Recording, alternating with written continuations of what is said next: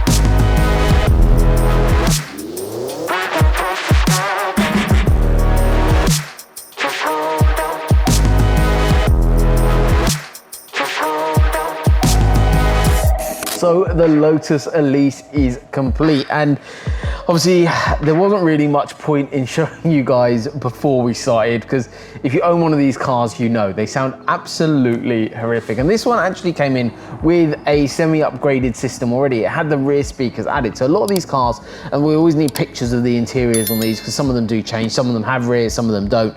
But in essence, the system has been transformed in here, and in such a lovely way as well.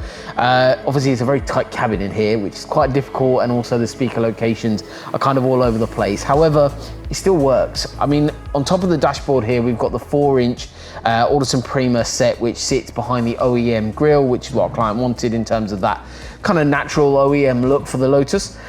We've then got the rears, which are the Audison Prima 6.5-inch coaxial design. So with that 6.5-inch mid bass, then providing that little bit more depth, we've then moving down into the lower frequencies, and this is one thing that really makes a difference.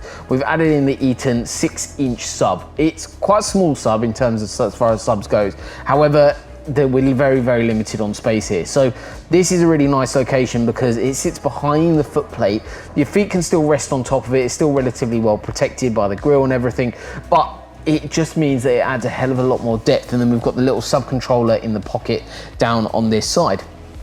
One biggest thing actually in the system is the amplification. So we're using the 8-channel Forza amplification, which means we were able to tune it via DSP, have full control over the system. We've just done the Accordo tuning setup on this vehicle, all digitally analyzed the interior, measured all the sound, measured everything outputting from the Alpine head unit, and then we've got the rest of the system making an incredible difference.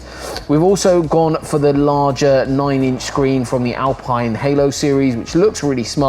It's not for everyone. Some people want to keep to a traditional single din. It does obviously block the vents. We've just closed them off because obviously otherwise it's firing straight into the back of the unit, but still makes a big difference. You've got the vents that are here. Obviously on the convertibles, you've got the open air as well, cooling down the interior. But it's one of those things that you, yes, are compromising those vents. However, the difference in functionality is so vast. I mean, the intuitivity of the actual unit itself, having Apple CarPlay, having Android Auto wireless as well, and we've also added in the reversing camera as well, so when you select reverse you get the camera up on the screen. So just adding that functionality all makes a huge difference, and it makes it a far nicer place to be, especially with this larger tablet style screen. But for now, let's listen to a couple of songs, and you guys are going to be able to hopefully hear the difference that we've got in this vehicle, because it is truly breathtaking, and it should come across quite well on camera to you guys at home of how good this system sounds now. It's not the Rolls-Royce of systems, however, for this particular vehicle, for the kind of design and not taking up too much space here, it performs incredibly well. So let's go. So you can probably already feel that sub coming through. So if we just tone that down a little bit, so it's on about half now, which is actually for me quite a nice position while stationary here. I might want to turn that up when driving.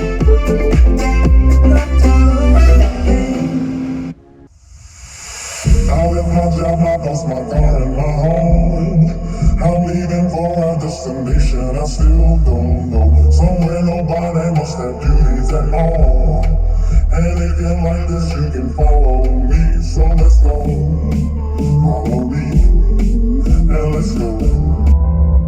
And the difference is huge. If you own one of these, you know it doesn't sound like this from stock. So nice in here now. I've been lost here. Really good. And the depth isn't wobbly at all. So because of how we bolted that down in there, this is where we always talk about it, because it's very important, is about, yes, it's about 20% is choosing your product, it's about 80% is the install, about how it's done, the application, the process, every little detail that goes into making a car sound absolutely incredible. And we also have sound deaden part of this vehicle as well, and that is to reduce some of the road noise. Yes, it is a performance vehicle, and in some areas we've used 2 mil, some areas use 3 mil, just to consider the actual sound deadening of the vehicle, but also considering that the vehicle does go on track from time to time, but also wants those creature comforts like a proper sound system. So we are all done, guys. I hope you've enjoyed today's video and you guys have seen the upgrade that we've done on yet another Lotus, and there is another Lotus being worked on right now, which is a Lotus Emira, which might come out before this one. We're not too sure yet, depends on Abid's schedule. But overall, a really nice transformation on this Lotus. And remember, guys, this car's come all the way from Ireland to us, so another proud moment for our team to have a car travel all the way from Ireland over to ourselves. So we have so many clients travel over from Ireland, and this is yet another one. So big shout out to our client, and I'm sure he's going to absolutely love this on his journey back. So once again, thank you for watching today's video. If you haven't done so already, but I'm sure you have done, smash that subscribe button. I'll see you on the next one.